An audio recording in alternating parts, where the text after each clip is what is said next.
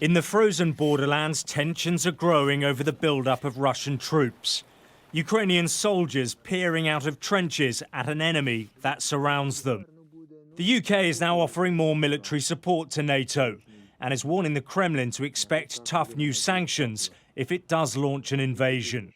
Currently, the economic sanctions are fairly narrowly drawn.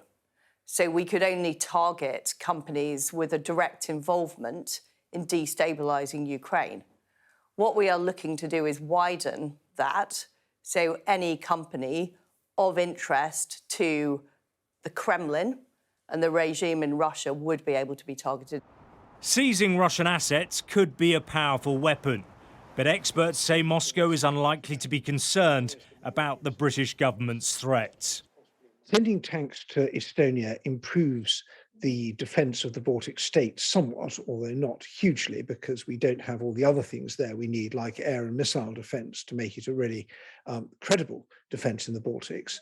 But while London continues to be the money laundering haven for kleptocratic regimes in Russia and elsewhere, no one's going to take Liz Truss very seriously. And this is the reality on the ground. Ukrainian troops continuing to train in how to use high-tech weaponry provided by Western allies.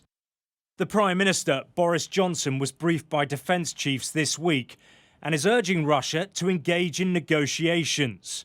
His foreign and defence secretaries are now preparing for talks in Moscow.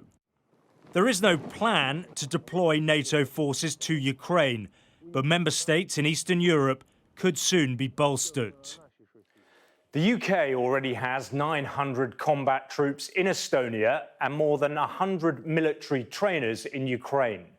Boris Johnson is now offering to double the number of soldiers deployed to NATO. He'll also send fast jets, warships and more military specialists if required.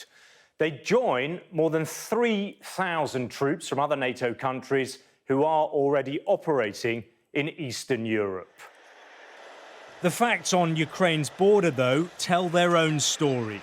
Russia has a significant force, around 130,000 troops in all.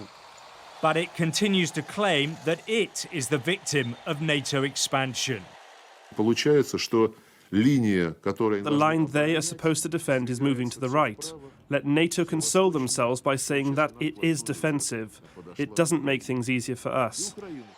There is no doubt this is a dangerous moment, and what happens next is far from clear.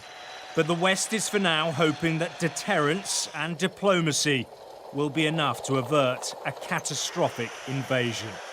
Alex Rossi, Sky News.